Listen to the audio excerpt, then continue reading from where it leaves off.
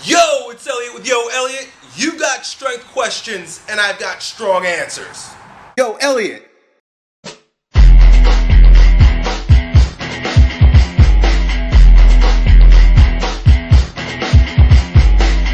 Well, today I got a text question from JDeep1. JDeep wants to know, Yo Elliot, what are the best exercises to correct anterior pelvic tilt with a lordosis and kyphosis? So thanks, Jay, for your question.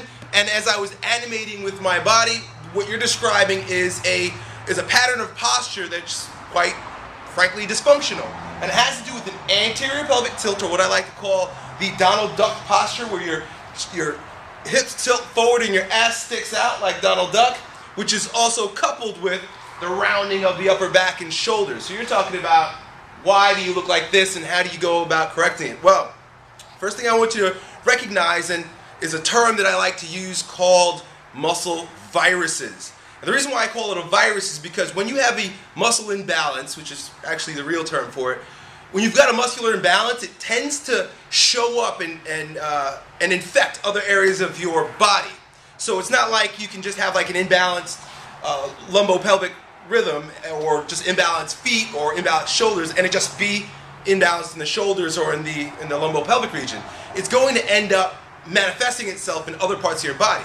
So for example, when you got that hyperlordosis or that anterior pelvic tilt, what's going to happen is your body's natural inclination is to follow the hips, so you're going to end up looking like this. And you're just going to be staring at the ground, and you're probably going to bump into people and bump into shit if your body doesn't correct itself by dropping your shoulders and hyperextending your neck. So in order for your body to compensate for one muscle imbalance or virus, it creates multiple others. Now, according to Vladimir Yanda, about 90% of all muscle imbalances or viruses, muscle viruses, starts in the hip region. It starts right down in here, muscular imbalances in the hips, lower abdominals, low back. There are a multitude of reasons why, but we're not going to get into it. What I'd like to do is offer you some suggestions about how to correct the root of the problem, the etiology, the beginning of the virus, and that's within your lumbopelvic area, the hips. For the Donald Duck type, or the person with the anterior pelvic tilt like you have, or whoever you're describing, you're going to have a set of both tonic and phasic muscles. You may have heard me describe this before, but essentially you've got a set of muscles that are going to be overdeveloped and strong, namely because of the nervous system driving a lot of force into that muscle. It's like the voltage that your nervous system is producing in order to activate those muscles is very strong. There's a lot of voltage going through it. But there's an imbalance in the amount of energy that's being pumped into those muscles to the ones on the opposite end of that particular joint, which we call phasic. So essentially the nervous system drive to the opposite ends are very low. They're not getting enough energy from your nervous system. Enough electricity is not being pumped into that muscles. So what happens is you have what's called a lower cross syndrome. You've got really tight hip flexors, really tight low back. So what happens is, a lot of people don't know this, but your hip flexors not only are tied into your hip, your femur, but they go up into your low back. So when they become very tight, they cause hyperextension, or what you described as hyperlordosis. That is also coupled with, that hyperextension is also coupled with really tight, strong low back muscles.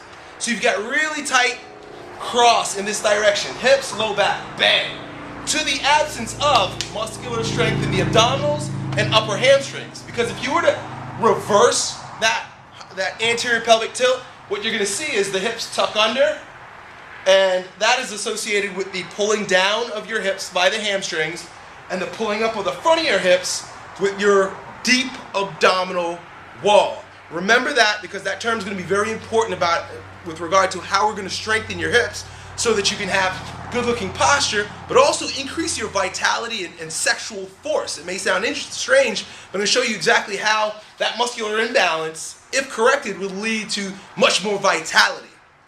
So anyway, what we've got to do is we've got to deaden the nervous system's hold or grip on the tonic muscles, which are your hip flexors and your low back. The way you're going to do that is use this friendly search engine of YouTube or Google and search hip flexor stretch. I've made several videos about this, but you're going to stretch your hip flexors. You're also going to stretch your lumbar spine, your lower back. So what you're doing now is by stretching those muscles before you exercise. These are called corrective stretches. A lot of personal trainers and coaches that don't know any better like to argue or are confused with why I support stretching before exercising. And it has to do with deadening the nervous response so that your joints behave properly before you go and do some exercises with screwed up motor recruitment patterns. So you're going to stretch statically your hip flexors and your lumbar spine before you do any patterns.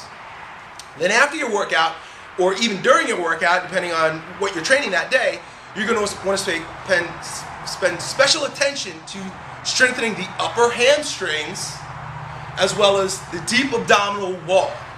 Now the upper hamstrings, you know that you could strengthen by doing like glute ham raises, any type of hamstring exercises, even good mornings and straight stiff leg deadlifts. Those are all supportive of strengthening the hamstrings. That's going to be good. But the real core of what you want to be able to strengthen and what's going to support you in correcting that muscular imbalances and just being a bigger, badder, badass in life in general is strengthening the core, the deep abdominal wall. And in martial arts, they call this area one of the dantians.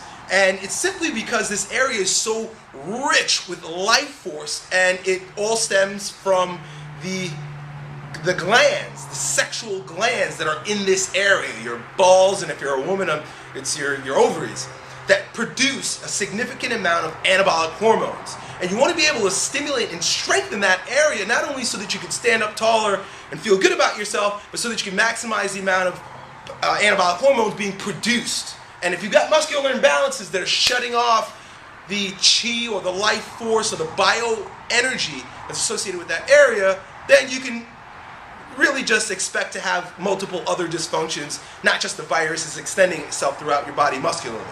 So, beyond that rant, what I'm going to do is describe an exercise that you're going to perform that I've read in several books, I've been practicing myself. Bodybuilders, including Vince Gironda, talk a lot about. I've done videos about this, but I'm going to reiterate it here again and emphasize its importance. It's called tummy vacuums. What you want to do when you do these tummy vacuums, or how you want to perform these tummy vacuums, is you want to suck your balls in your asshole up into your body and pull your belly in. So you're creating what's called like a root lock in certain forms of yoga and martial arts. That's what they would call it. Or like if you were in martial arts, they do like a horse stance, where you're pulling in at the anus, the perineum, and your balls, and also sucking in with your abs. A really good book that describes this is one that I've just fallen in love with, a great book by David Deida, I think that's how you say his name, called The Way of the Superior Man. Check that book out. But he describes this exercise as I'm going to describe it to you right now, as well as another great book about Qigong exercise or Qigong meditation called embryonic breathing. Because what I'm going to describe now is an embryonic breathing activity or exercise that you're going to perform about 20 reps, 15 to 20 reps at a time, maybe 3-4 times a day. Also, if you read some of Deida books, he talks about how you use this exercise during sex to avoid premature ejaculation and also really to preserve your semen, which I'm not going to get into right now, but in his book there's a lot of interesting information about that, as well as in the embryonic breathing book. So check it out. What you're going to do is, like I showed you in other videos, you're going to relax the front of your body. Relax your face, relax your shoulders, relax your chest and your belly. You're going to inhale, fill your belly with air, and then exhale. And as you exhale and you get close to the end of your exhale, what you want to do is, it's going to be very difficult at first, but you want to suck your balls up into your body, just like, you know, if you jumped into a freezing cold lake. Suck your asshole up in, your anus up into your body like you're trying to hold in a poop, and pull your belly button in. So you end up looking like this.